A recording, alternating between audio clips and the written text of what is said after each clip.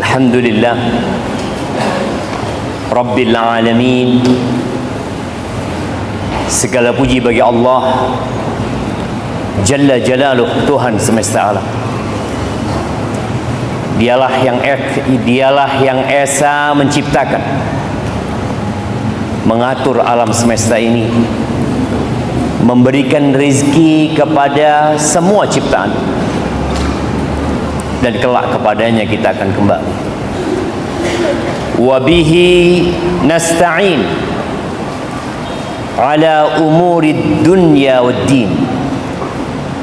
Dan hanya kepadanya kita meminta pertolongan dalam menghadapi urusan-urusan dunia yang membuat sebagian orang hatinya jadi keras, jiwanya berontak. Bahkan tidak sedikit masalah yang membuat sebagian orang mengakhiri hidupnya dengan bunuh diri.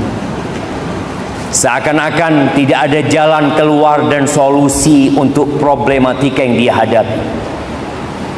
Padahal sejatinya semua urusan itu ada di tangan Allah Azza wa Jalla.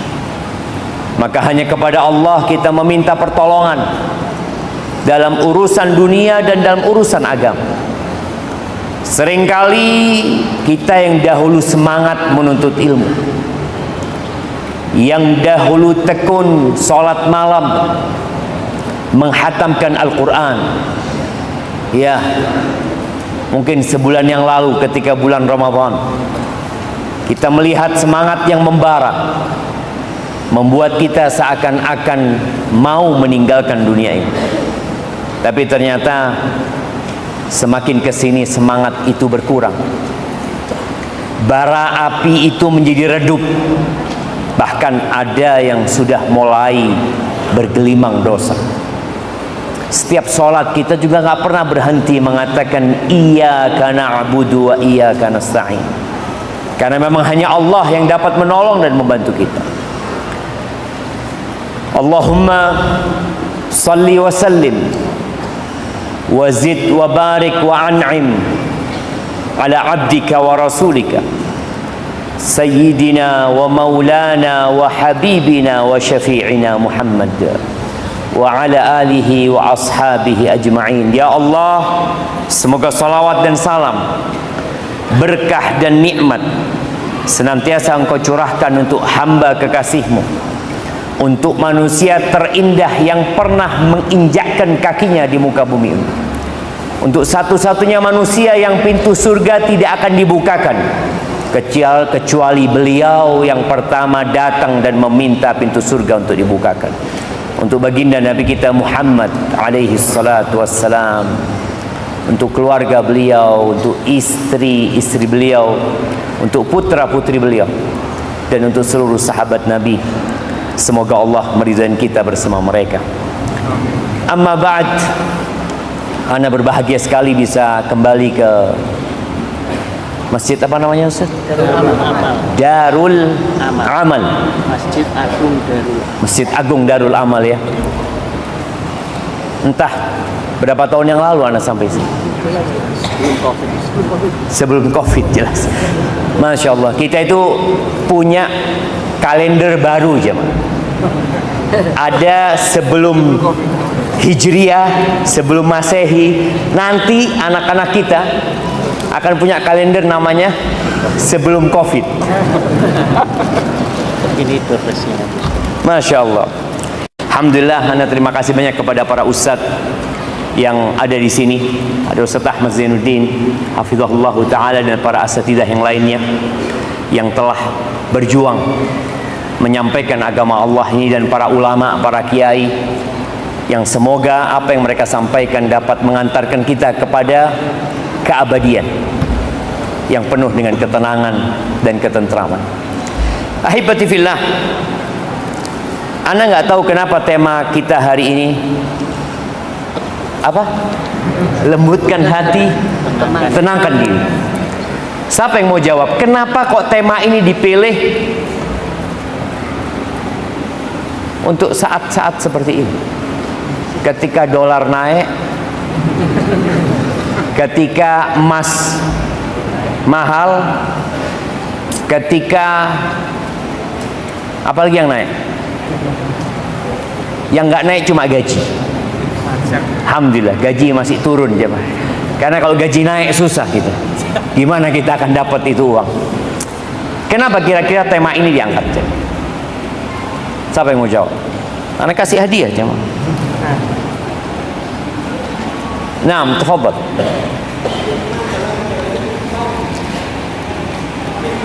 Lebih tenang dalam menjalani kehidupan. Karena sekarang banyak yang nggak tenang gitu. Masya Allah. Ya, antum dikasih payung karena lagi musim hujan.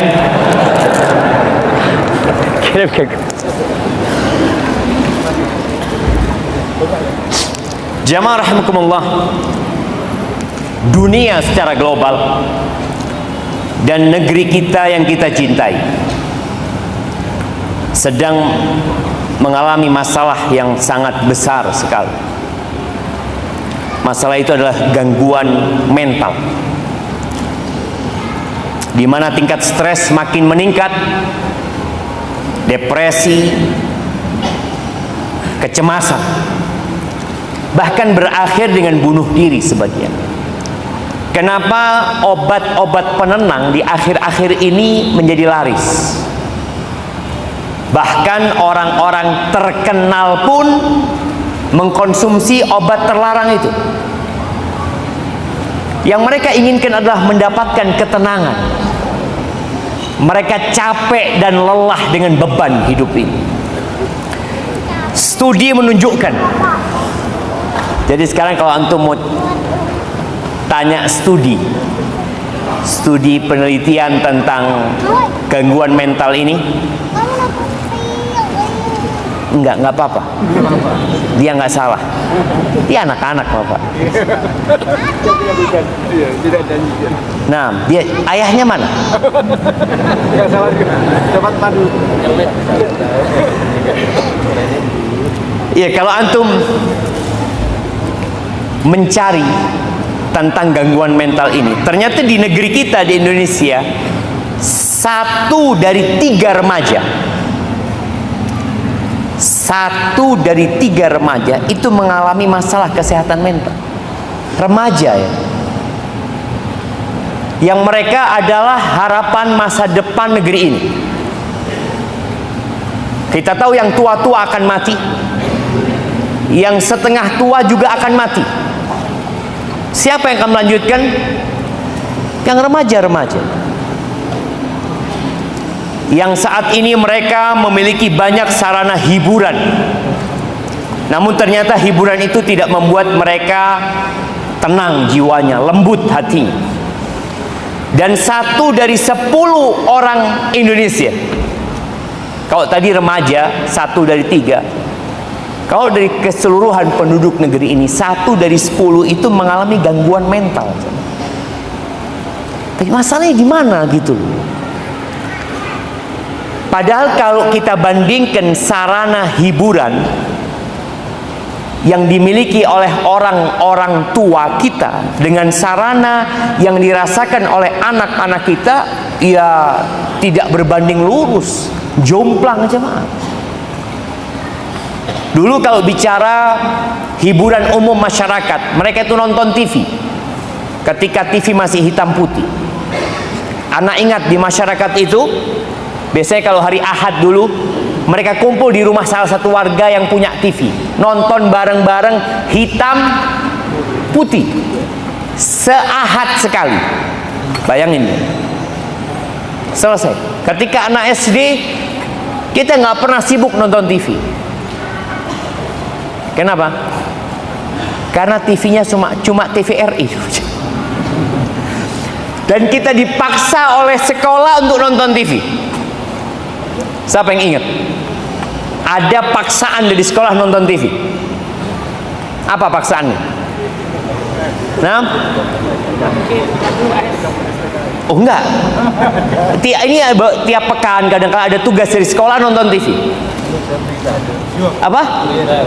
Dunia dalam berita. Kasih hadiahnya. Kasih madu kata. Dunia dalam berita. Jadi kita itu suruh nyatet berita, laporan, padahal kita sudah ngantuk. Karena kalau nggak salah jam berapa? Jam 9. Jam 9 ndak ono arek tangi jam 09.00. Turu kan? Tidur mereka. Karena anak-anak pada waktu itu sibuk dengan hiburan fisik. Ya, kita ngaji di langgar. Sebelum ngaji main dulu ya. Kadang-kala ndak ngaji juga. Main terus sampai habis isya. Habis isya nggak langsung pulang ke rumah. Itu masih ada dulu namanya benteng-bentengan.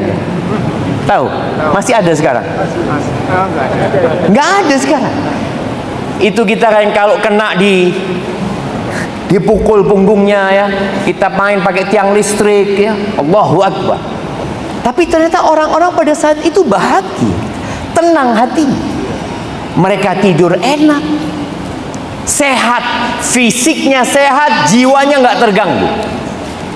Kenapa di masa sekarang ini ketika hiburan itu ada di tangan? Setelah TV hitam putih dulu ada bioskop. Bioskop pada tutup. Sekarang orang itu mau hiburan di tangan. Bahkan dia bisa nonton 24 jam segala macam tonton. Tapi ternyata itu menjadi penyebab gangguan mental. Transportasi. Dulu kita kemana-mana jalan kaki. Yang punya sepeda motor itu cuma orang kaya. Kita kalau ngeliat orang naik sepeda motor tuh, ya Allah ya, seneng gitu. Anak kalau jalan-jalan, ya sudah 7 kilo jalan kaki. Pulang kadang-kala capek naik ojek. Tapi mau naik ojek itu mikir aja, ya Allah duit eman-eman gitu ya. Akhirnya kita naik ojek. Sekarang anak-anak SD naik motor listrik. Anak SD. Artinya secara fisik 10 tahun ke depan bermasalah dengan fisik dia. Di saat dia harus tumbuh kembang dengan aktivitas melatih organ tubuhnya, nggak ada. Waktu anak SD, anak punya anakmu nggak boleh. Dia kelas 4, mau naik kelas 4, anakmu nggak. Itu fulan, kelas 2 sudah naik motor listrik. Iya, jangan, naik sepeda aja. Tapi dia ngeliat orang-orang naik motor, kepingin dia. Karena dia merasa di situ ada kenyamanan. Padahal di situ ada penderitaan. Ya, sebagian kita tidak merasa. Untuk menenangkan jiwa kadangkala perlu olah fisik. Supaya kita capek dan lelah. Para sahabat Nabi umur 15 tahun ikut perang. Sekarang umur 25 tahun perang, Ustaz. Gimana perangnya? Di tangannya. Wah, miring kanan, miring kiri. Wallah jangan. Dia hidup di dunia yang tidak nyata. Itulah yang menyebabkan hati itu jadi keras. Jiwa itu jadi tidak tenang. Jadi kalau tadi 1:3 itu berdasarkan penelitian. Tapi boleh jadi ada yang tidak termasuk dalam penelitian tersebut. Lebih besar dari itu orang-orang yang sakit jiwanya. Dulu yang namanya bullying itu sudah ada sejak kita SD. Sejak anak di pondok itu bullying sudah ada. Tahun 90-an itu. Tapi karena anak-anaknya itu hatinya kuat, nggak ada masalah. Dianggap itu hal yang lumrah. Sekarang enggak. Tadi generasinya generasi stroberi. Kena panas sedikit layu dia. Kegencet remek. Ahibati fillah, disebutkan bahwa di Indonesia ini ada keterbatasan layanan berkaitan dengan orang-orang yang terkena gangguan mental. Jumlah psikiater dan psikolog klinis di Indonesia ini masih jauh dari standar WHO. 1:30.000. 1 banding berapa? 30.000. Gimana satu orang ini mau ngurusin orang 30.000? Maka disinilah peran para ustadz, peran para orang tua. Bagaimana dia menjadikan hati anak-anaknya lembut, dan bagaimana membuat keluarga ini penuh dengan ketenangan. Ahibati billah, apa sih yang membuat orang itu hatinya keras dan jiwanya tidak tenang? Maka yang pertama, banyak orang yang tak kenal dengan Tuhan. Iya, dia mengatakan asyhadu an la ilaha illallah, tapi dia nggak tahu siapa itu Allah. Dia nggak tahu Allahu Akbar yang dia ucapkan namanya berulang kali. Ini buat orang yang sholat. Bagaimana dengan orang yang tidak sholat? Harapan anak ada penelitian yang diadakan nanti untuk meneliti berapa persen umat Islam yang tidak sholat. Tapi nanti diteliti lagi berapa persen jumlah umat Islam yang tidak ke masjid kecuali Jumat. Di situ kita akan tahu kenapa orang-orang itu stres, kenapa orang-orang itu cemas hidupnya. Dia nggak kenal sama Tuhan. Dia nggak kenal dengan pemilik alam semesta ini. Negeri ini bukan milik Pak Prabowo. Semua tahu. Sebelum Pak Prabowo, presiden kita Bapak Jokowi. Sebelum Bapak Jokowi, siapa presiden kita? Bapak SBY. Terus pemimpin itu berganti, tapi pemilik bumi ini tidak pernah berganti. Qul huwallahu ahad. Katakan Allah itu esa. Maka tatkala seorang kenal dengan pemilik alam semesta ini, mulai dia akan tenang. Dia nggak bingung. Oh, aku tahu pemiliknya ini siapa. Ketika antum mau beli rumah, dijual rumah ini, antum tertarik sama rumah itu. Ketika antum tidak tahu dengan pemiliknya, maka antum bingung. Ana mau beli sama siapa? Ana mau tanya sama siapa? Maka kadang-kadang di depan rumah itu dikasih tulisan dijual tanpa perantara. Oh, iki sing duwe. Enak kita, karena kita transaksi langsung dengan pemilik. Ketika kita tahu siapa pemilik alam semesta ini, kita tahu siapa yang menurunkan hujan dan siapa yang menumbuhkan tumbuh-tumbuhan. Kita tahu siapa yang menyembuhkan penyakit, siapa yang membuat bumi ini bergetar, dan siapa yang membuat tsunami itu terjadi. Kita jadi tenang karena kita tahu pemiliknya satu, Allah Jalla Jalaluhu. Yang kedua yang membuat orang itu tidak tenang, karena dia nggak tahu dengan tujuan dia hidup. Kenapa dia hidup? Coba antum keluar rumah naik motor, antum hidupkan itu motor, antum pakai helm, antum naik dengan tanpa tujuan. Kira-kira apa yang akan terjadi sama orang ini? Kalau nggak nabrak, mungkin dia ditabrak orang atau dimarahi sama orang. Tahu-tahu dia sennya ke kanan, tapi dia belok kiri. Loh, kata orang, "Nandi mas, tanya mau kemana kau gitu?" Bingung dia jalan. Mungkin dia lihat jalan yang gelap, kemudian terang. Dia tidak punya tujuan. Maka manusia yang hidup dan tidak tahu tujuan dia hidup, maka dia tidak akan pernah mendapatkan ketenangan. Dia pikir mungkin dengan harta dia jadi tenang. Tidak. Dia berpikir ana di PHK.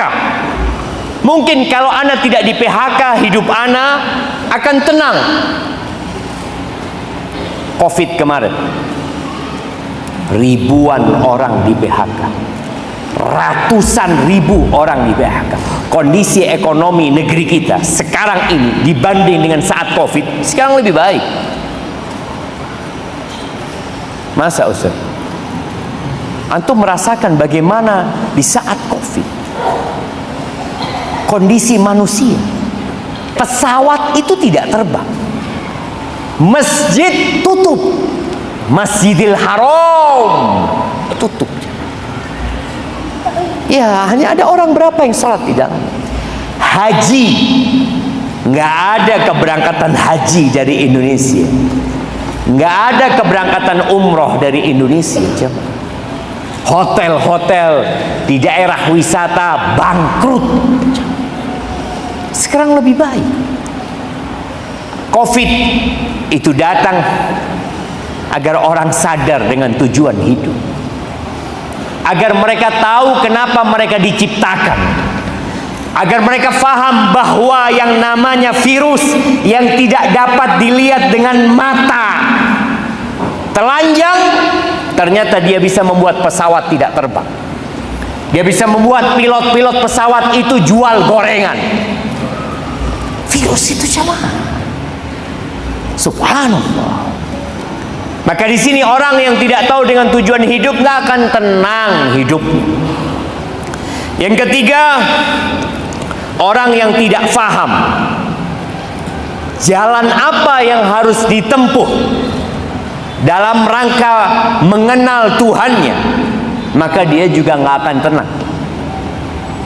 Berapa banyak orang yang salah dalam mengenal Tuhan, dalam mendekatkan diri kepada Sang Pencipta. Dia tersesat, ya dia nggak akan tenang. Orang tersesat adalah orang yang cemas, karena dia takut tidak sampai ke tujuan. Dia takut kalau tujuan nggak sampai, dia juga nggak bisa kembali.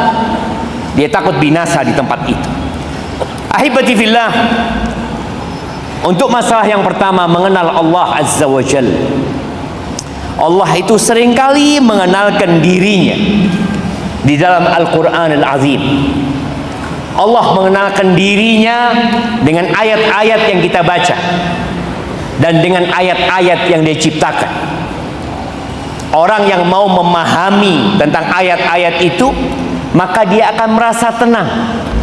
Ketika dalam kondisi susah, dia tahu yang ngasih rezeki aku itu Allah. Ketika dia sakit parah, kemudian dokter mengatakan angkat tangan semuanya, dia yakin dari awal ketika aku berobat, aku tahu yang menyembuhkan aku adalah Allah Azza wa Jalla. Maka bagaimana Nabi Ibrahim ketika mengenalkan Allah kepada kaumnya, di antara yang beliau ucapkan, wa idza maridtu fahuwa yashfin. Kalau aku sakit, dia yang menyembuhkan aku. Ahibati fillah, tadi imam kita salat maghrib membaca, nah di rakaat pertama baca apa tadi? Nah, Al-Baqarah. Kalau baca Al-Baqarah, ya nggak selesai kita kajian sekarang. Apa yang dibaca sama imam? Iya, suratnya surat Al-Baqarah. Ayatnya 6.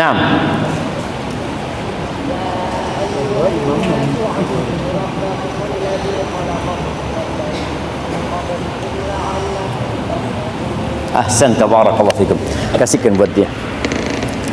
Iya, Allah mengatakan ya ayuhan nas. Ini perintah pertama dalam Al-Quran.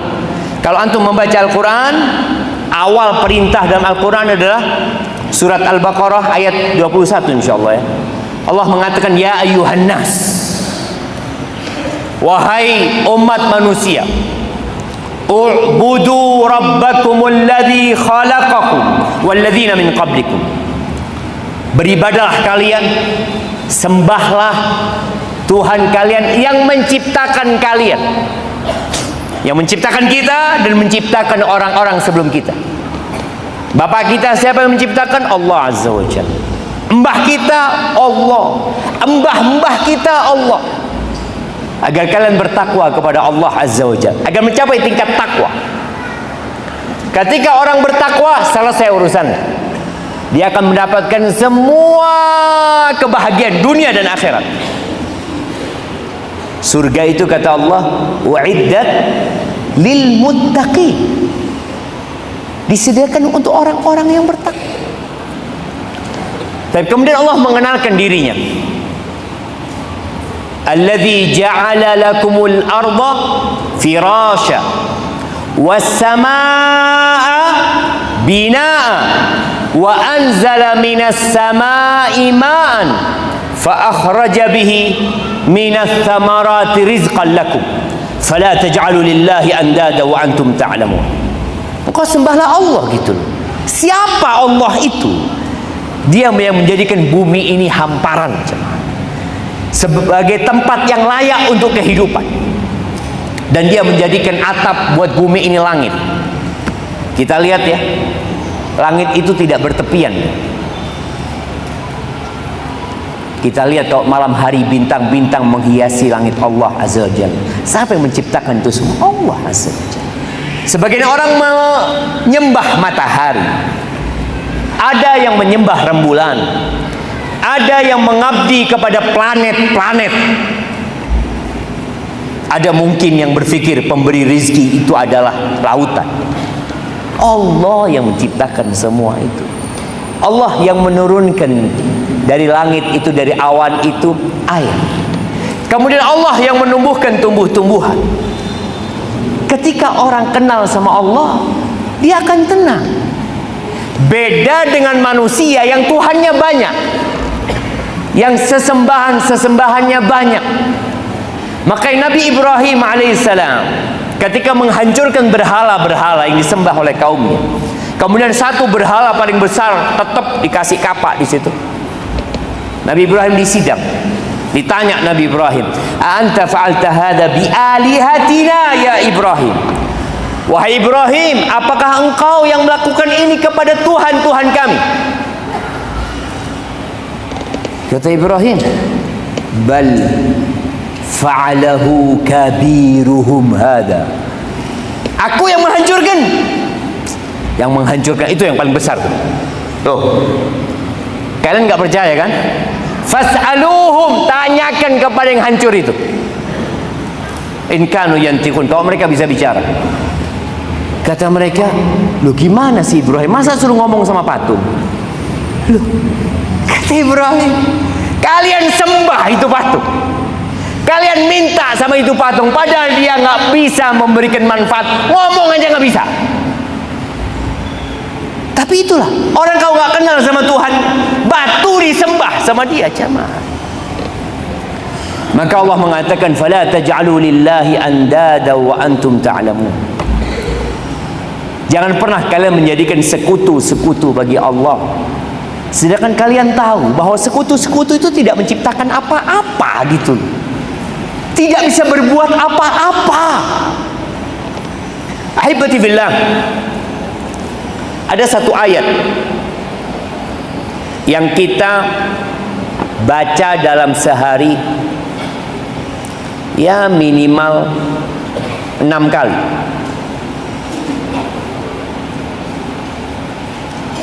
Apa ayat itu?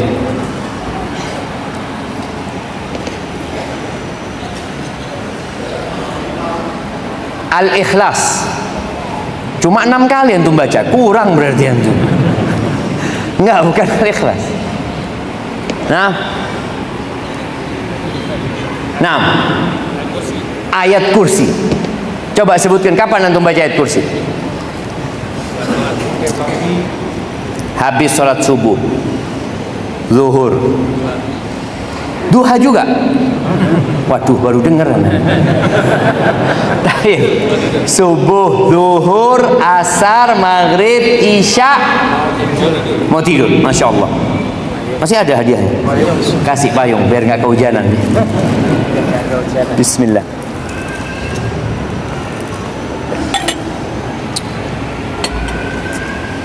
Ahibati fillah, ayat kursi ini ayat yang paling agung. Jadi dari semua ayat-ayat Al-Quran yang paling agung adalah ayat kursi. Ayat kursi ini ada 10 kalimat. Jadi ada 10 penjelasan Allah tentang dirinya. Allah mengenalkan diri. Kita disuruh kenal Allah. Kita baca waktu pagi, Allahu la ilaha illa huwal hayyul qayyum, sampai selesai. Banyak di antara kita yang membaca ayat kursi tapi sekedar membaca untuk mendapatkan fadilah. Ya, fadilah yang baca ayat kursi di waktu pagi dan petang, insya Allah nggak akan diganggu sama setan. Kemudian yang membaca ayat kursi setiap selesai sholat, insya Allah akan dimasukkan surga sama Allah Azza wa Jalla. Betul. Kenapa ayat kursi memiliki fadilah yang begitu agung? Baca artinya. Allah benar-benar mengenalkan dirinya kepada kita. Potongan pertama ya, Allahu la ilaha illahu, Allah tiada sesembahan yang berhak disembah selain Dia. Ini pernyataan tauhid kita, bahwa tidak ada sesembahan yang disembah dengan benar kecuali Allah Azza wa Jalla. Ya, banyak yang dipertuhankan oleh manusia di muka bumi ini, tapi ketahuilah yang berhak disembah hanya Allah Azza wa Jalla. Itu pernyataan tauhid. Kemudian kita mengatakan Al-Hayyu Al-Qayyum, Dialah Allah Azza wa Jal yang hidup kekal. Dia hidup sendiri, semuanya bakal mati, tapi Allah hidup kekal. Semua yang hidup itu berasal dari kehidupan yang Allah berikan kepada mereka. Al-Qayyum, yang terus menerus mengurusin kehidupan ini, jemaah. Subhanallah, jemaah. Al-Hayyu Al-Qayyum ini dikatakan adalah Ismullahil A'zam, nama Allah yang paling agung. Sampai sebagian ulama seperti As-Sa'di menyebutkan bahwa semua nama-nama Allah yang lainnya itu akan bermuara ke Al-Hayyu Al-Qayyum, Allah yang maha hidup, yang mengurusi kehidupan ini, dan Dia tidak mati. Maka dakwatul makrub, ya, orang kalau sedang susah, panggillah nama Allah, ya Hayyu ya Qayyum birahmatika astaghith. Panggil ya Hayy, wahai yang maha hidup, ya Qayyum, wahai yang mengurusi kehidupan ini, dengan rahmatmu aku meminta pertolongan. Kemudian la ta'khudhuhu sinatu wala naum, Dia tidak mengantuk dan tidak tidur. Allah mengawasi kita selalu. Antum pernah melihat ada tulisan di beberapa tempat itu, tempat ini diawasi oleh CCTV berapa jam? 24 jam. Anda melihat di satu pondok, jemaah, tulisan itu. Ana cari mana CCTV-nya, ya. Dah ono CCTV. Rusak CCTV. Nah, dan yang ngawasi CCTV, boleh jadi dia rusak, boleh jadi satpamnya ngawasi juga tertidur, dan boleh jadi satpam itu mati dan CCTV itu dicuri. Tapi Allah akan terus mengawasi. Kayaknya waktu anak habis sih, mah. Kita akan azan untuk melaksanakan salat Isya. Insyaallah kita lanjutkan setelah salat Isya, ya. Hadza wa sallallahu ala nabiyyina Muhammad wa ala alihi washabbihi wasallam. Alhamdulillah.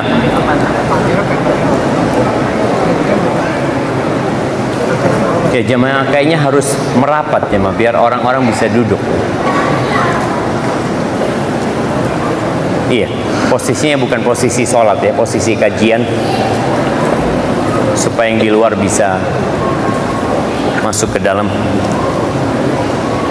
Alhamdulillah, wassalatu wassalamu ala rasulillah, amma ba'd.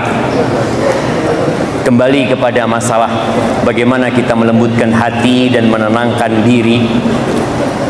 Yang pertama adalah dengan cara mengenal Allah Azza wa Jalla. Itu syarat mutlak. Orang baru akan lunak hatinya, tenang jiwanya kalau dia mengenal Tuhannya dan mentauhidkan Allah Azza wa Jalla. Makanya Allah Azza wa Jalla mengatakan, man amila salihan min dzakarin aw untha wa huwa mu'min falanuhyiyannahu hayatan thayyibah wa lanajziyannahum ajrahum bi ahsani ma kanu ya'malun. Kata Allah, barang siapa yang beramal soleh, baik itu laki-laki atau perempuan, wa huwa mu'min, ini syaratnya, dia dalam kondisi beriman. Kalau bicara iman, maka kita tahu rukun iman itu ada berapa. Maka kata Allah, kami akan memberikan kepadanya penghidupan yang baik. Bukan Allah jadikan dia kaya, enggak. Kita tahu para nabi enggak kaya, ada nabi yang kaya, tapi kebanyakan mereka hidup dalam kemiskinan. Nabi Musa alaihissalam, Nabi Ayub, Nabi Yusuf alaihissalam, bagaimana beliau berpindah dari pelukan ayahnya Yakub menuju ke gelapnya penjara-penjara Mesir. Ya dijalani, tapi Allah akan berikan penghidupan yang baik. Maka tadi ketika seorang mengenal Allah Azza wa Jalla, maka dia akan hidup dalam ketenangan dalam semua kondisi. Mau COVID, mau nggak COVID, mau di PHK dari tempat kerjanya, mau diangkat jabatannya, dia tetap dalam kondisi yang baik. Maka kenalilah Allah Azza wa Jalla dan tauhidkan Allah. Makanya doa orang kalau terkena petaka yang menyulitkan hidupnya, itu kata Nabi SAW, hendaklah dia mengatakan, Allah, Allah Rabbi la usyriku bihi syai'an. Dia katakan Allah, Allah itu Rabbku, dia penciptaku, dia pemilik alam semesta ini, dia yang memberikan cobaan kepadaku, dan dia juga yang mengangkat cobaan tersebut. La usyriku bihi syai'an, aku tidak menyekutukan Allah dengan sesuatu apapun. Makanya kalau antum baca ayat kursi, antum akan mendapatkan banyak hal yang membuat antum semakin cinta kepada Allah Azza wa Jalla. Lahu ma fis samawati wa ma fil ard, kepunyaannya yang di langit dan di bumi. Kita lihat ya, tol yang dibuat oleh manusia, jalan yang dibuat oleh manusia, rumah-rumah, gedung-gedung, semuanya itu milik Allah Azza wa Jalla. Ada waktunya Allah ambil. Taib, antum kaji lagi ayat kursi malam ini. Sebelum antum baca ayat kursi, antum buka tuh terjemahan ayat kursi. Antum baca ayat kursi dengan mentadabburinya, karena dengan itu antum akan menjadi tenang. Ahibati fillah, yang kedua tadi berkaitan dengan mengetahui tujuan hidup. Kita tuh harus memecah rutinitas yang menyebalkan, yang menjenuhkan. Sebagian orang rutinitasnya itu, kalau dulu sebelum adanya media sosial ini, Ya, dia hanya berpikir pagi bangun berangkat kerja, kemudian dapat duit, dia makan, dia penuhi kebutuhan keluarga, dia kawin, dia punya anak, terus seperti itu rutinitas. Ada yang rutinitasnya seperti binatang ternak. Sekarang bangun tidur ngapain? Buka HP, scrolling, ini lihat apa, nggak tahu, tiap hari ya. Subhanallah jemaah. Ternyata video-video pendek itu bahaya sekali, membuat otak kita tumpul. Makanya banyak orang kalau dengarkan kajian panjang, kalau online ya, berapa menit kira-kira dia tonton kajian panjang ini? Waktu masa Covid ya mah, Masya Allah ya.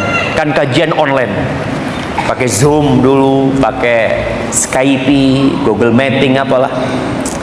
Itu kan ana bisa melihat yang nonton ana kajiannya. Kadang-kala ana lihat yang nonton itu pakai celana pendek ya. Tahu-tahu ditinggal ana sama dia. Oh, ternyata dia ambil mie goreng. Dia nonton sambil makan mie goreng. Ya alhamdulillah masih dengarkan kajian, Itu di masa Covid ya. Karena memang nggak bisa datang ke masjid. Tapi ternyata semakin kesini orang semakin kecanduan dengan online. Nggak apa-apa sih dimanfaatkan. Tapi di online itu disediakan video-video pendek. Ya mungkin di TikTok ada, di IG ada, di YouTube juga ada ya, yang pendek-pendek itu. Akhirnya manusia nggak bisa konsentrasi panjang. Tumpul akalnya dia. Baca buku enggak? Mungkin baca buku 2 menit udah capek. Baca Quran Ramadan aja. Ada bapak-bapak yang kalau tanggal 29 Sya'ban tanya sama istrinya, "Dek, mana Quranku?" Loh, kata istrinya, "Sudah saya wakafkan ke Masjid Jami." Karena tidak pernah dibaca Quran. Seorang yang mengetahui tujuan hidup, dia akan terlepas dari rutinitas itu. Ana ingat dengan satu orang jemaah, yang dia termasuk yang menginspirasi ana untuk ya jadi lebih baik ya. Ketika ana di pondok, ana melihat ada satu orang tiap hari sholat di masjid, naik sepeda dia. Di saat waktu itu sholat berjamaah di masjid masih sepi. Ya tahun 90-an. Antum kalau lihat masjid tahun 90-an itu isinya siapa? Imam sama muadzin. Orang tua nggak semuanya cuma imam sama muadzin. Ya adalah orang tua yang sadar. Anda melihat dia ini rajin ke masjid di saat nggak ada orang kampung yang ke masjid. Isinya masjid cuma anak-anak pesantren, tapi dia datang. Anda tanya sama dia, "Bang, abang kok Anda lihat rajin ke masjid?" kata dia. "Iya, Anda ini udah berkeluarga." Ada tiap hari kerja, pagi ke pasar, anak jualan ya. Besoknya kayak gitu lagi, besoknya kayak gitu lagi. Anak mikir, apa hidup ini cuma seperti ini gitu ya? Apa seperti ini hidup itu? Apakah aku diciptakan hanya untuk itu? Untuk cari makan, kemudian dibuang jadi kotoran, kemudian besok pagi kerja lagi, dapat duit ditumpuk. Akhirnya dia datang ke kajian, katanya. Dia semakin tahu kenapa dia diciptakan. Allah Azza wa Jalla mengatakan, "Wa ma khalaqtul jinna wal insa illa liya'budun." Tidaklah aku ciptakan bangsa jin dan manusia kecuali untuk mengabdi kepadaku, untuk beribadah kepadaku. Gunung yang menjulang tinggi, lautan yang penuh dengan ikan, binatang-binatang Allah ciptakan semua untuk manusia.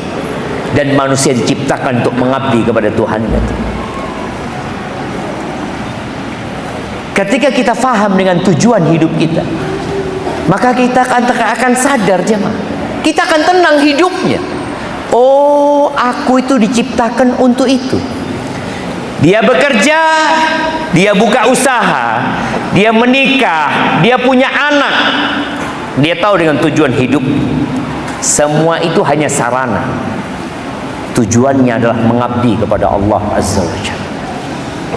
Dia akan mati meninggalkan dunia ini. Semua yang dia miliki akan kembali kepada pemiliknya yang hakiki.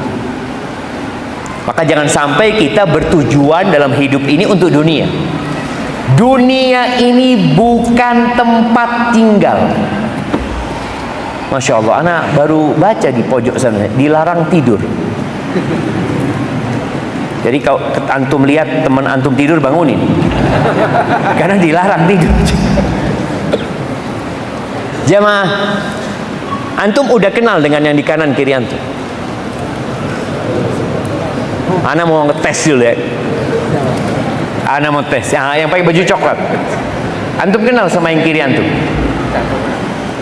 Belum? Ya Allah, kenalan dulu. Yang lainnya kenalan semuanya. Kenalan sama yang kanan, ketanya namanya, dari mana, apa profesinya. Baru ana lanjutkan kajian. Ya Allah. Mama juga di atas ya. Mama di atas saling bertanya.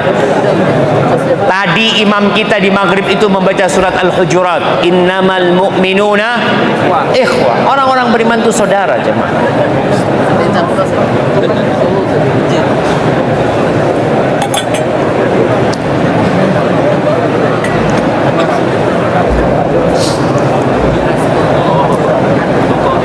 Nah, tanya nama, dari mana, apa profesinya.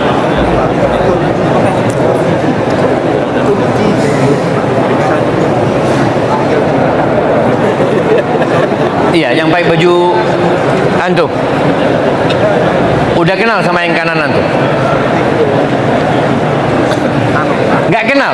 Salaman lah. Sudah kenal. Lu mosok harus disuruh sama ustadznya baru kenalan jamaah. Terlalu antum ini jamaah.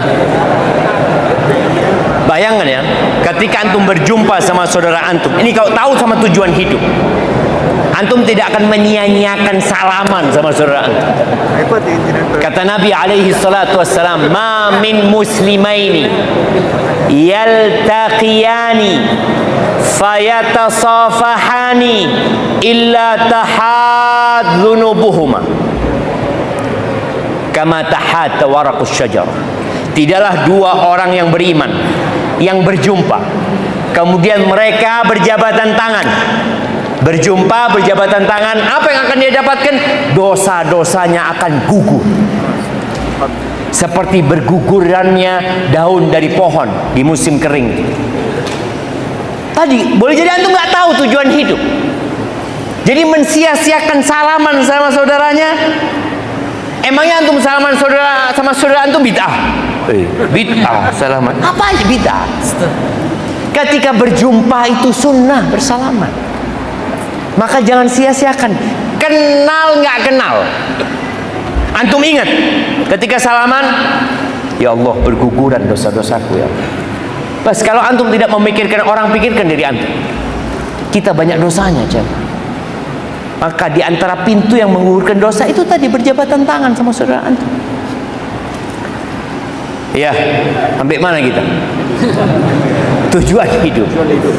Maka jangan sampai tujuan antum dunia. Dunia ini nggak punya masa depan. Kita kalau bicara masa depan di mana? Bumi ini tidak punya masa depan. Allah Azza wa Jalla mengatakan yauma tubaddalul ardu ghairal ardi was samawat. Akan diganti bumi ini dengan bumi lain. Gunung-gunung itu akan hilang dari muka bumi ini. Gak akan ada tanda sedikit pun punya antum. Oh, saya dulu pernah tinggal di sini. Oh, itu dulu tuh. Itu toko saya dulu. Gak ada. Gak ada masa depan di muka bumi ini. Maka jangan sampai antum ambisinya dunia. Itulah yang menyebabkan orang stres, depresi. Datang ke kuburan, antum lihat tuh kuburan, ya Allah, ini masa depan saya. Orang akhirnya berpikir bagaimana memanfaatkan orang-orang kaya ini supaya duitnya keluar. Ditawarkan kuburan yang VVIP, mahal, bagus, tidak ada. Engkau jadi bangkai. Emangnya kalau di VVIP itu nggak jadi bangkai? Enggak, Ustaz. Kalau di sana tetap, Ustaz. Mati jadi bangkai gitu aja. Maka tadi nggak ada.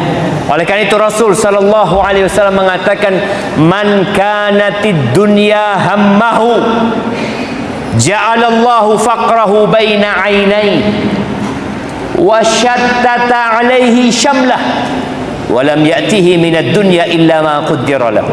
Barang siapa yang dunia menjadi ambisinya, maka Allah akan bikin orang itu stres, depresi, hidup dalam kecemasan. Allah akan jadikan kemiskinan di antara kedua matanya.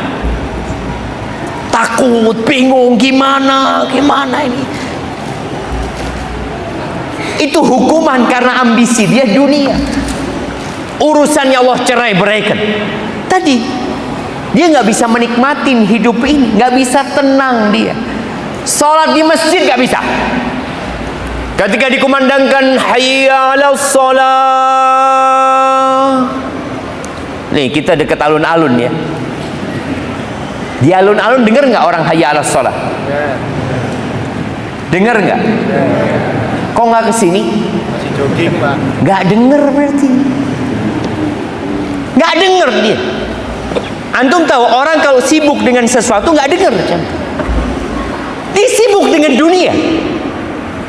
Kalau ada orang main handphone ya, istrinya manggil dia, Mas, nggak dengar, karena dia fokus dengan dunia dia. Allah cerai beraikan urusan, sampai dia lupa dengan yang bermanfaat untuk diri. Padahal dunia ini sudah ditulis takdirnya, rizkimu sudah ditulis, gak perlu kok capek-capek, lelah-lelah, gak penting itu stres. Emangnya kalau stres pulusnya tambah banyak? Enggak. Maka sampai dikatakan alal aqil an la yaghtam fa innal ghamma la yanfa. Orang yang berakal sehat itu gak seharusnya dia itu galau hidup, cemas, enggak. Kenapa? Fa innal ghamma la yanfa. Galau itu nggak ada manfaatnya. Emangnya ketika antum galau, alhamdulillah sejak anak galau, Ustaz, rekening anak nambah terus fulusnya. Boleh antum galau. Baik. Jadi fahami tujuan hidup kita dan cari tahu jalan menuju kepada Allah dan mewujudkan tujuan hidup kita.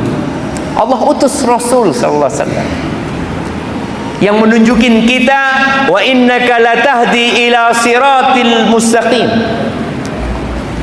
Beliau memberikan petunjuk kepada jalan yang lurus. Itu jalan menuju kepada Allah Azza wa Jalla. Maka kita perlu mengikuti Nabi alaihi salatu wassalam kalau ingin hatinya tidak keras, kalau ingin jiwanya tenang.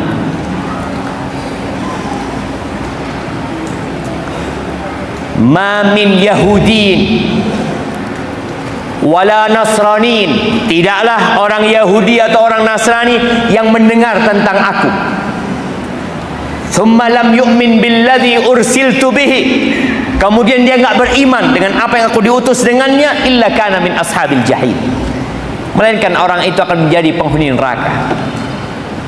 Jadi setelah diutusnya Nabi Muhammad alaihissalatu wassalam, jalan satu-satunya menuju ketenangan jiwa, kelembutan hati, menuju kepada keabadian hakiki, itu cuma jalannya Nabi Muhammad sallallahu alaihi wasallam. Maka syahadat kita berbunyi, asyhadu an la ilaha illallah wa asyhadu anna Muhammad Rasulullah sallallahu alaihi wasallam. Beliau mengajarkan kepada kita banyak hal agar hidup kita tenang. Di antara yang beliau ajarkan adalah membaca Al-Quran dengan mentadabburinya. Antum sering dengar mungkin ada ungkapan tombo ati itu ada 5. Iya, ada banyak sebenarnya. Tapi di antaranya adalah 5 perkara tadi. Yang pertama adalah qiraatul Quran bitadabbur, membaca Al-Quran dengan mentadabburinya. Usahakan antum punya kebiasaan baik sekarang, tiap hari baca Quran 1 halaman sama arti.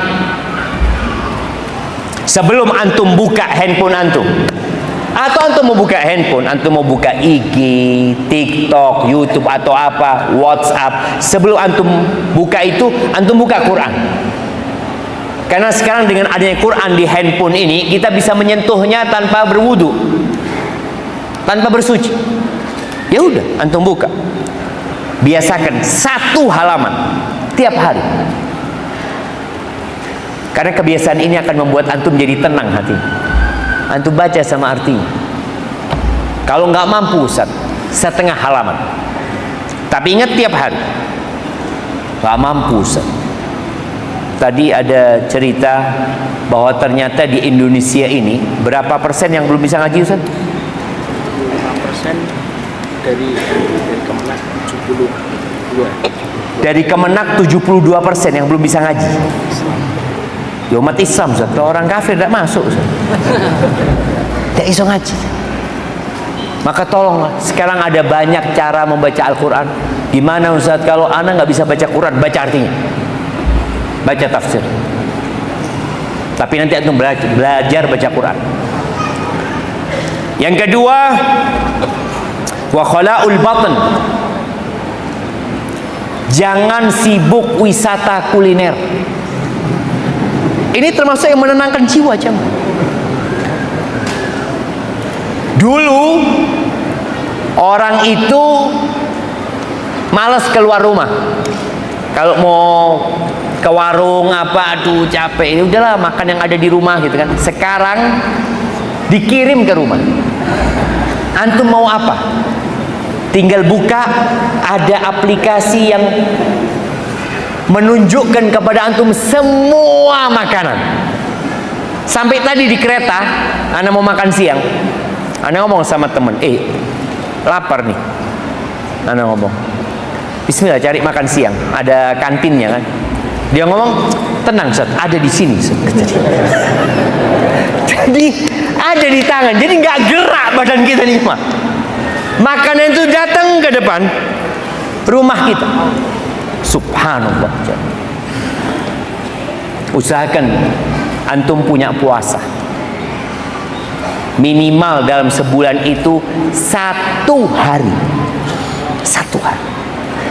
Ketika ada seorang sahabat bertanya kepada Nabi SAW tentang puasa, maka Nabi memberikan arahan kepada dia alaihi salatu wasallam, sum yauman min kulli syahr. Engkau puasalah 1 hari dalam sebulan minimal. Aku bisa lebih dari itu ya Rasulullah, udah 2 hari. Aku bisa lebih 3 hari. Itu seperti puasa 1 bulan ya. Maka kalau antum malas puasa, puasalah tadi 1 hari. Pokoknya tiap bulan ada puasa 1 hari. Ngosongkan perut antum. Karena kita punya jiwa ini suka berontak. Kita punya nafsu itu suka mendorong kita kepada hal-hal yang haram. Puasa itu meninggalkan yang halal. Kita melatih diri kita meninggalkan yang halal. Maka usahakan, kalau antum ingin tenang jiwanya, ngomong sama istrinya, tolong diingatkan aku. Jangan sampai ada 1 bulan aku nggak puasa. Itu minimal. Kalau antum bisa 3 malam, alhamdulillah. 3 hari apa? Bukan 3 malam ya. 3 hari. 3 hari itu apa harus 13, 14? Enggak harus. Boleh jadi 1, 2, 3. Boleh jadi Senin lagi, boleh. Yang penting 3 hari. Kemudian yang ketiga, qiyamul lail, salat malam. Dulu jamaah sebelum ada TV ya, sebelum ada listrik lah ya, orang tuh habis isya tidur. Jam 3 itu sudah seger jamaah. Karena tidurnya sudah cukup. Tapi adanya handphone ini, antum bisa tidurnya terlalu malam. Buka lagi. matikan itu handphone, pasang alarm. Paling enggak antum sholat ya 3 rakaat lah. Lebih baik diakhirkan. Kalau nggak mampu ya sebelum tidur. Antum pokoknya punya sholat malam. Kalau antum nggak punya sholat sunnah, ya udah sholat malam itu 3 rakaat sebelum tidur, witir. Tapi ingat, rutinkan, dawamkan. Karena kata Nabi kita alaihi salatu wassalamu, khairul amali adwamuhu wa in qall. Sebaik-baiknya amalan itu adalah yang berkesinambungan walaupun sedikit. Kemudian yang keempat, wattadarru inda sahar. Ya, berdoa di waktu sahur. Kalau antum salat malam sebelum subuh, berdoa antum misalnya. Apa aja masalah antum minta sama Allah Subhanahu wa taala. Kemudian yang kelima, kumpul sama orang-orang soleh. Salah satunya tempat kumpul itu kajian ini. Maka ketika antum datang kajian, bukan hanya niat dengarkan kajian. Kalau antum pinter menata niat, banyak pahalanya antum. Ana mau ke sana, mau iktikaf di masjid, nunggu sholat lah. Ana nggak akan keluar dari masjid nanti. Ana di sana mau ketemu sama saudara-saudara ana, ketemu sama saudaranya, nambah saudaranya. Itu insya Allah antum akan menjadi tenang hidupnya. Tapi kalau kumpulannya sama orang-orang yang tidak soleh, maka yang dibicarakan adalah dunia, tidak akan membicarakan akhirat. Yang terakhir, kalau antum nggak mampu semua tadi yang disebutkan, Nabi alaihissalatu wasallam pernah berpesan kepada seorang sahabat. Dia mengatakan, ya Rasulullah, inna syara'i al-islami qad kathurat alayya. Ya Rasulullah, syariat Islam ini sudah banyak buat aku gitu loh. Suruh ini, ada perintah ini, ada larangan ini. Coba kasih aku amalan yang aku bisa berpegang teguh dengan, aku bisa istiqomah gitu, nggak berat gitu loh. Apa pesan Nabi SAW? Siapa yang tahu? Nah, ya, zikrullah. Masya Allah, kirimkan. Iya, bukan zikrullah sembarangan jam. Kata Nabi alaihi salatu wasallam, la yazalu lisanuka ratban bi dzikrillah. Lisanmu ini bikin basah dengan berzikir. Jadi zikir itu dengan lisan ya. Tentunya hati mengikuti. Tapi lisan, bukan orang diem. Saya sedang berzikir. Berzikir gimana? Zikir dengan lisan. Jaga lisan. Dan kata Allah Azza wa Jalla, alladzina amanu wa tatma'innu qulubuhum bi dzikrillah. Ala bi dzikrillah tatma'innul qulub. Hati menjadi tenang itu dengan zikrullah. Mengingat dunia, mengingat manusia, mengingat harta hanya akan membuat kita cemas dan menderita. Tapi mengingat Allah, selesai jam. Kita punya Allah yang maha besar, yang kalau dia hendak memberikan kepada kita sesuatu, dia tinggal mengatakan kun fayakun. Tapi itu yang dapat Anda sampaikan. Mungkin kita masuk ke sesi tanya jawab. Nah, bagi jawab di bertanya silakan. Baik, sebelum lanjutkan ke pertanyaan, ada beberapa informasi di antaranya terkait dengan mobil yang menghalangi mobil Ustaz. Mohon maaf bagi sampaikan untuk bisa menggunakannya, yaitu mobil Nissan X-Trail dengan nomor H1357EK. Sekali lagi, mobil Nissan X-Trail dengan nomor H1357EK untuk bisa dipindahkan kepada, mohon maaf, mereka menghalangi Ustaz. Jadi pada nanti orang kepala jalan mohon izin. Baik, silakan pertanyaan jawab. Saya Pak. Lagi ini sampai. Ya, sampai. Oh, yang lain bareng. Oh, nggak perlu pakai ini. itu mic-nya sudah. Oh. Assalamualaikum warahmatullahi wabarakatuh. Waalaikumsalam warahmatullahi wabarakatuh. Terima kasih. Nama saya Yanto, asal dari Tengaran. Dari mana? Tengaran. Oh, Tengaran. Barakallahu fikum. Terima kasih. Yang ingin saya sampaikan, mau tanyakan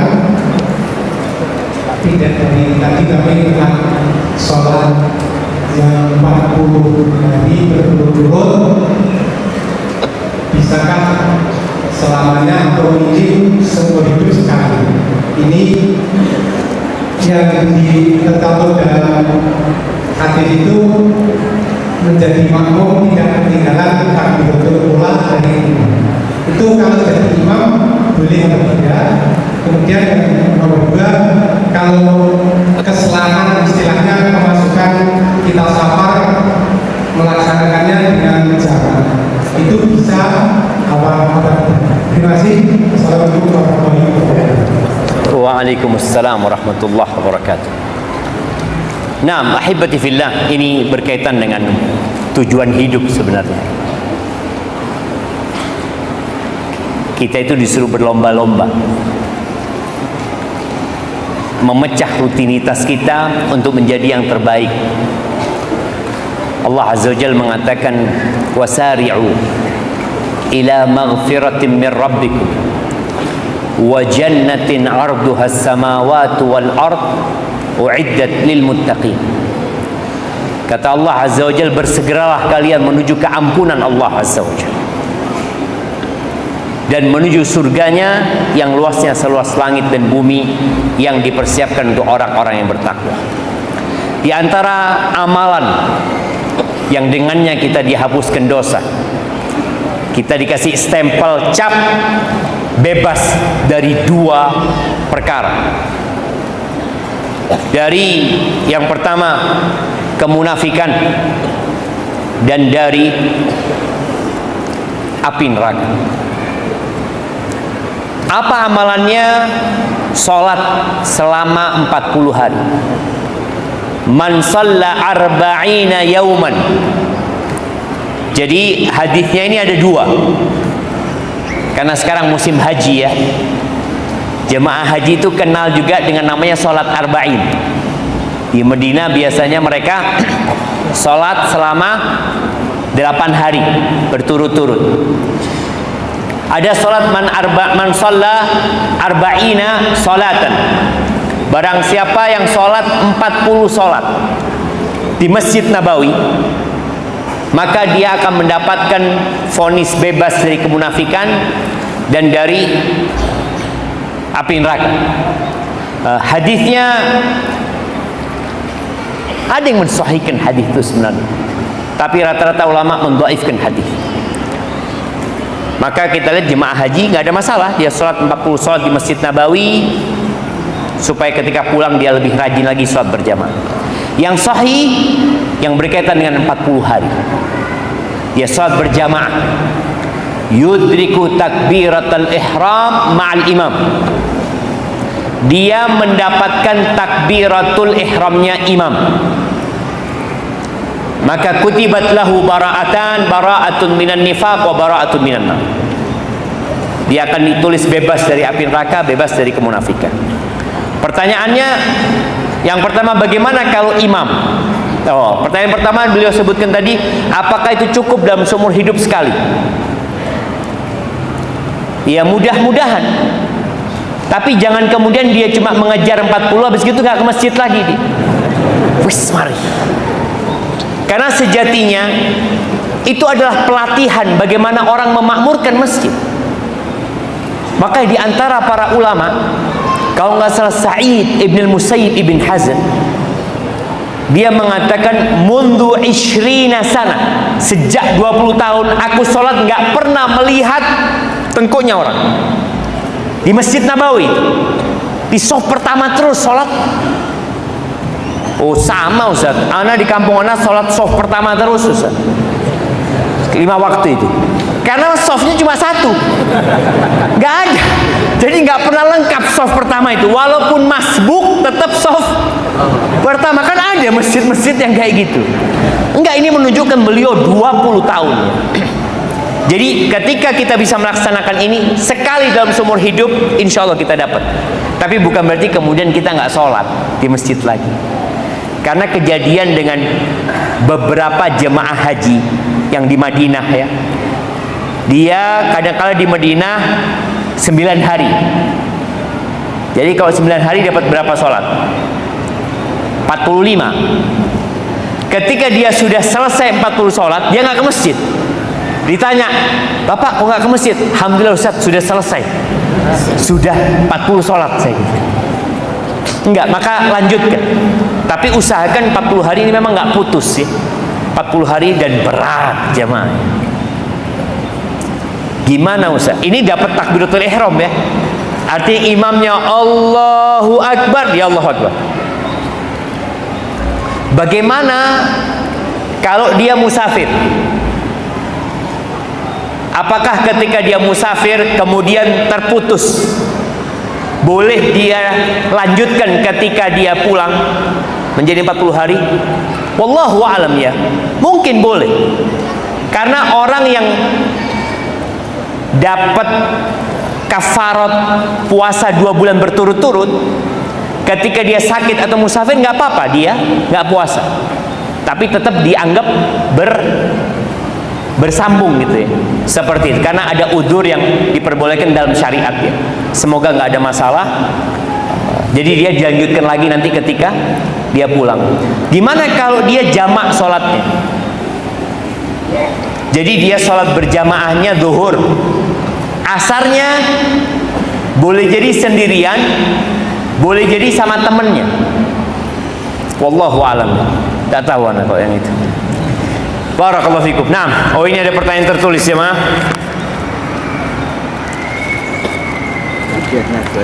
Oh, buat yang tanya kita kasih hadiah. Barakallahu fikum.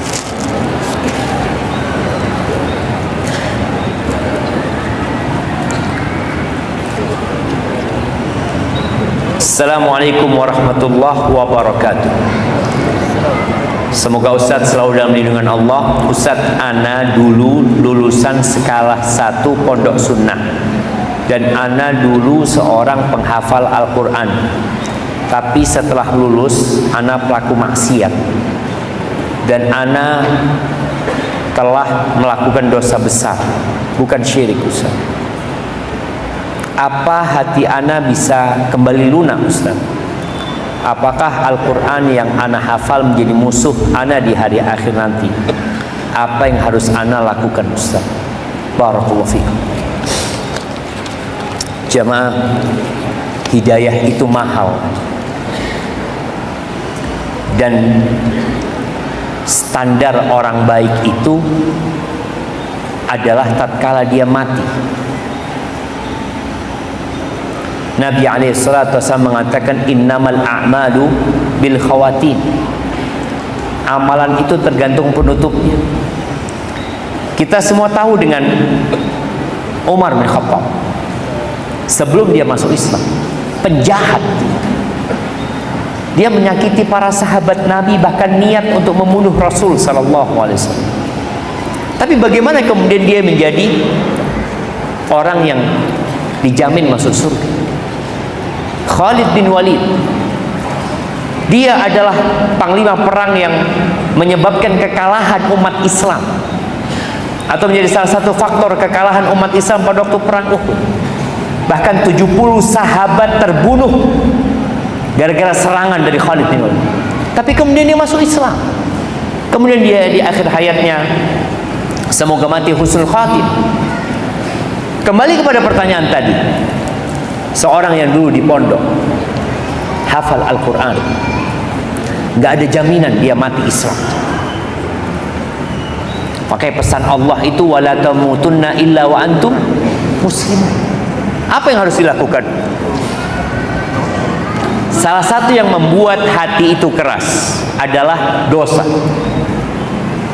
Nabi SAW mengatakan, "Idza aznaba 'abdun," apabila seorang hamba berbuat dosa, nukita fi qalbihi nuqtah sauda. Apabila seorang hamba berbuat dosa, maka akan dikasih noktah hitam di dalam hati. Kalau dia bertobat. Nah, apa syaratnya tobat? Sungguh-sungguh. Siapa yang mau jawab? Satu, menyesal, Yang pertama menyesal. tidak mengulangi, terus kemudian Yang pertama menyesal. Yang kedua tidak mengulangi. tidak mengulangi. Ya. Yang ketiga Yang ketiga tidak circle yang buruk, tidak kembali ke circle. tidak kembali ke circle yang buruk. Kurang lengkap. Tapi kasih hadiahnya dong. Nah, yang lengkap. Pertama, menyadari kesalahannya. Menyadari kesalahannya, menyesal. Ya, misal. Yang kedua, tidak mengulang kembali. Yang Kalau ngulangi, berarti nggak diterima tobatnya. kembali ya, alias taubatan nasuha. Yang ketiga, Tidak ngulangi. Oke, yang ketiga, mengimbangi dengan perbuatan yang lebih baik. memperbanyak amal soleh. Siap, boleh. Tapi belum lengkap. Kasih hadiahnya. 3+1. Yang pertama, menyesal, berhenti, berjanji untuk tidak ngulangi. Kalau ada hubungan sama manusia, kita perlu minta dihalalkan, minta maaf. Oke, ini yang lengkap nih.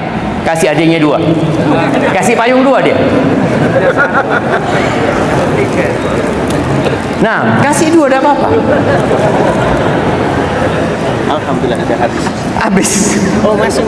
Oh, masih ada. Yang tanya ini belum dapat. Yang pakai kertas tadi. Oh, yang tanya ini. Iya, iya. Oh, jangan. Kalau dia dikasih ketahuan dia. Gimana sih antum? Iya, yang pertama menyesali. Jadi kalau tadi ketika seorang berbuat dosa akan ada noktah hitam dalam hatinya. Fa in taba wa naza' wastaghfara suqila qalbi. Kalau dia bertobat, dia tinggalkan itu dosa, dia beristighfar mohon ampun sama Allah, hatinya dibikin mulus sama Allah. Tapi kalau dia kembali berbuat dosa, nggak bertobat kepada Allah, maka tambah tuh noktah hitam. Syaratnya tobat itu tadi menyesali, yang kedua meninggalkan dosa itu. Karena ada orang menyesal tapi tetap dengan dosanya. Seperti orang yang kalah main judi online. Nyesal nggak dia? Nyesal, ya Allah, kalah. Nyesal, ya menyesal lah gimana? Besok ulangi. Nggak ada dia meninggalkan, dia tetap melakukan. Jadi menyesali, meninggalkan dosa itu. Yang ketiga, bertekad untuk tidak mengulangi. Bukan tidak mengulangi. Kenapa? Karena biasanya manusia akan ngulangi. Tapi dia harus berjanji, aku tidak akan ngulangi. Gimana kalau besok dia ngulangi? Apabila hari ini dia bertekad untuk tidak mengulangi, maka tobatnya insya Allah diterima. Kalau besok dia ngulangi, ya tobat lagi dia. Tobat lagi. Kemudian tadi, kalau ada hubungannya sama manusia, dia perlu minta dihalalkan. Maka kalau pertanyaan tadi, bisakah hati antum lembut kembali? Bisa. Tapi dengan cara tadi, bertobat kepada Allah dengan taubatan nasuh. Di antara penyempurna taubat tadi disebutkan keluar dari circle-nya. Kalau mungkin dia punya kawan-kawan buruk, tinggalkan.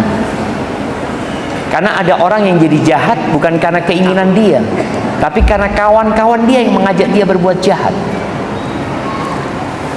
Maka berusaha antum untuk kembali kepada lingkungan yang baik. Kemudian kalau bicara Quran antum, apakah akan menjadi musuh buat antum? Boleh jadi kalau antum nggak bertobat. Karena Nabi SAW mengatakan wal Quranu hujjatun laka au alaik. Quran itu adalah pembela buat engkau pada hari kiamat atau jadi penuntutmu pada hari kiamat. Dia menggugatmu pada hari kiamat. Ahibati fillah, demi Allah, kelezatan berbuat maksiat itu hanya akan menjadi penderitaan. Berbeda dengan kelezatan membaca Al-Quran. Antum akan rasakan orang kalau berbuat dosa itu hatinya gundah, gak ingin orang lain tahu dengan dosanya. Dan itu yang namanya dosa. Tapi ketika antum membaca Al-Quran, kata Utsman bin Affan radhiyallahu anhu, "Lau tahurat qulubukum ma syabi'at min kalami rabbikum." Kalau hati kalian bersih, kalian nggak akan pernah puas baca kalamullah tabaraka wa ta'ala. Itu firmannya Tuhan ya. Maka sayang, antum sudah punya Quran, antum baca lagi. Biasakan dengan tadi, tiap hari baca 1 halaman. Tapi anda masih berbuat dosa, oke. Engkau baca Quran dan berusaha meninggalkan dosa-dosa itu. Insya Allah, Allah itu cinta dengan orang yang taubat. Dan Allah itu gembira dengan orang yang bertobat, walaupun dosanya memenuhi bumi. Kalau manusia, ya kita berbuat salah sama dia sekali, 2 kali, 3 kali, mungkin dia nggak mau kenal kita lagi. Tapi sama Allah, tuh orang yang membunuh 100 orang, Allah ampuni. Dan Allah masukkan ke surga. Itu Allah Rabbul Alamin. Maka kenalilah Allah dan perbanyak istighfar. Semoga Allah bikin hati kita jadi lebih baik lagi. Baik, ini sepertinya pertanyaan terakhir jemaah. Karena waktu anda sampai jam 8 insyaallah. Assalamualaikum Ustaz. Dulu ketika ana masih punya hutang yang mengandung dosa, ana sering tahajud, sering menangis sambil berdoa karena takut dosanya. Alhamdulillah akhirnya selesai juga. Tapi saat ini masih ada rasa tidak tenang. Padahal Allah sudah cukupi semuanya. Rumah, kendaraan, usaha, keluarga yang utuh. Apa masih ada kaitannya dengan dosa sebelumnya Ustaz? Atau ana yang hilang tujuan karena hutang sudah lunas? Mohon sarannya Ustaz. Barakallahu fikum. Nah, ahibati fillah, manusia itu kadangkala kalau punya maksud, dia jadi baik. Dia bisa menangis memohon kepada Allah Azza wa Jalla. Ketika yang dia inginkan sudah dia dapatkan, udah biasa lagi dia menjalani kehidupan. Ketahuilah ada satu hal yang kita nggak tahu, kita selamat atau tidak, yaitu sirat yang berada di atas neraka Jahannam. Diceritakan tentang Tawus ya. Anda mendengarkan kajian salah satu masyayikh. Tawus ini punya rumah yang pintunya 2. Ada pintu yang lewat pasar, ada pintu yang lewat jalan. Kalau dia masuk dari pintu yang dari pasar, biasanya dia akan nangis terus. Dicari tahu sama orang, kenapa ya dia kok seperti ini. Ternyata di pintu masuk dari pasar itu ada orang jual kepala kambing bakar. Dia selalu ingat gimana kalau kepala dia yang dibakar di sana. Karena sudah ada keputusan Allah, final keputusan itu. Semua akan lewat neraka. Semuanya. Nggak ada ceritanya orang tahu-tahu di surga. Allah Azza wa Jalla mengatakan, wa in minkum illa wariduha kana ala rabbika hatman maqdiyah. Tidak ada satupun di antara kalian melainkan akan melewatinya. Itu sudah keputusan Allah yang nggak bisa dirubah. Tsumma nunajjil ladzina taqaw. Kemudian kami menyelamatkan orang-orang yang bertakwa. Jadi semua akan melewati neraka, iya. Jadikan akhirat itu tujuan kita yang paling utama. Sehingga kalau tadi kita punya utang, urusan dunia, kita doa ya, minta sama Allah. Tapi ketika tujuan akhirat kita yang hakiki, kita biasa-biasa aja mintanya. Nabi kita alaihi salatu wassalam sholat sampai bengkak kaki. Pernah juga Nabi alaihi salatu wassalam ketika beliau bermalam di rumahnya Aisyah, lagi ngobrol sama Aisyah, Nabi itu ngomong, Aisyah, boleh nggak aku malam ini mau bermunajat sama Tuhan? Ya Allah ya. Tuh Nabi bagaimana menghormati istrinya. Istrinya punya hak. Tapi hari itu, malam itu Nabi SAW sedang ingin bermunajat kepada Allah Azza wa Jalla. Kata Aisyah, ya Rasulullah, aku tuh nggak suka berpisah sama engkau. tapi aku suka apa yang kau sukai ya Rasul. Akhirnya Nabi sholat sallallahu alaihi wasallam. Sholat sampai subuh. Disebutkan itu Nabi nangis. Menangis sampai membasahi jenggotnya.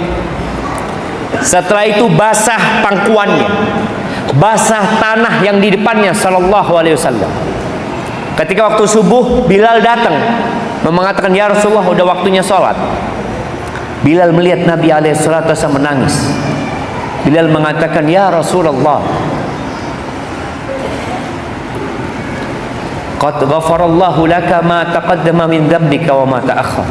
Udah selesai ya Rasulullah, dosa-dosamu udah diampuni sama Allah, betul, yang lalu dan yang akan datang. Kenapa engkau masih seperti ini? Itu Nabi alaihi salatu wasallam. Beliau mengatakan, afala akun abdan syakura. Apa enggak seharusnya aku menjadi hamba yang bersyukur kepada Allah azza wa jalla? Di sini kita kadangkala lupa dengan pemberian Allah kepada kita, dengan karunia Allah kepada kita, dan kita berpikir dosa kita udah selesai. Ana dulu punya dosa itu yang urusan riba, sekarang udah enggak. Wallah jamaah, manusia itu terus berbuat dosa. Abu Bakar As-Siddiq radhiyallahu anhu ketika minta doa sama Nabi alaihi salatu wasallam, Abu Bakar dijamin masuk surga. Kalau bicara amalan, Abu Bakar jangan ditanya. Sampai ketika Nabi alaihi salatu wasallam menjelaskan tentang pintu-pintu surga, ada yang akan dipanggil dari pintu sodako, dari pintu puasa, pintu sholat. Abu Bakar tanya, ya Rasulullah, adakah orang yang dipanggil dari semua pintu itu? Kata Nabi alaihi salatu wasallam, na'am, wa arju an takuna. Aku berharap engkau jadi orang yang dipanggil dari semua pintu surga. Ketika Abu Bakar minta doa sama Nabi alaihi salatu wassalam, Nabi ngajarkan doa apa? Qul ya Abu Bakar, katakan wahai Abu Bakar, Allahumma inni zalamtu nafsi zulman katsira wa la yaghfiru dzunuba illa anta faghfir li maghfiratan min 'indika warhamni innaka antal ghafurur rahim. Ini doa dibaca waktu salat, dianjurkan. Katakan, ya Allah, sesungguhnya aku menzalimi diriku dengan kezaliman yang banyak. Ini doa buat Abu Bakar jemaah. Abu Bakar yang dijamin masuk surga suruh mengakui dosa-dosa. Kita kadang-kala merasa udah selesai dosa kita. Dulu aku berbuat dosa, dulu pernah aku bermaksiat, sekarang udah enggak Ustaz. Inilah menyebabkan kadang-kala hati itu keras. Ada unsur merasa sudah baik, akhirnya kita sulit menangis karena kita merasa udah selesai dosaku. Enggak jamaah, enggak selesai. Abu Bakar disuruh baca doa itu, zulman katsira, dengan kezaliman yang banyak. Wala yaghfiru dzunuba illa anta, enggak ada yang bisa ngampuni dosa kecuali engkau ya Allah. Faghfirli maghfiratan min 'indika warhamni innaka antal ghafurur rahim. Berikan kepada aku pengampunan dari engkau ya Allah. Rahmati aku ya Allah, sesungguhnya engkau maha pengampun dan maha pengasih. Inilah yang membuat orang jadi tenang hidupnya. Ketika dia kenal sama dirinya, aku adalah pendosa. Ketika ada ketidaktenangan berarti karena dosa-dosaku. Jangan berpikir, oh dulu aku berbuat dosa, sekarang kita masih berbuat dosa. Selesai sholat kita astaghfirullah. Antum kalau tahu penghuni surga itu apa kerjanya setelah sholat malam?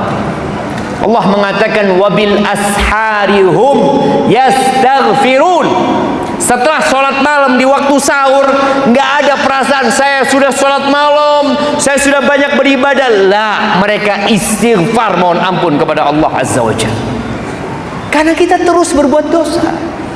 Kenapa kita dianjurkan membaca sayyidul istighfar pagi dan petang? Allahumma anta rabbi la ilaha illa anta khalaqtani wa ana abduka wa ana ala ahdika wa wa'dika mastata'tu abu'u laka bi ni'matika alayya wa abu'u bi dhanbi faghfirli fa innahu la yaghfiru dzunuba illa anta. Bagaimana hamba ini mengenal Tuhannya? Ya Allah, engkau Tuhanku ya Allah.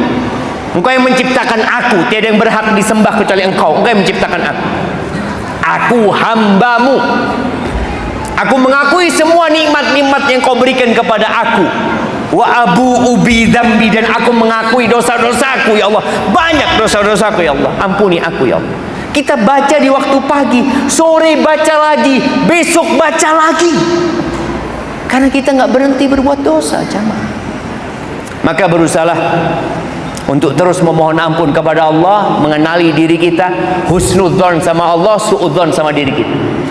Jadi kalau bicara apa karena dosa masa lalu, boleh karena dosa itu, dan boleh jadi karena dosa-dosa baru kita yang kita tidak sadar. Dan di antara dosa besar itu adalah al-amnu min makrillah, merasa aman dari hukuman Allah Azza wa Jalla. Barakallahu fiik. Itu yang dapat Anda sampaikan, kurang lebih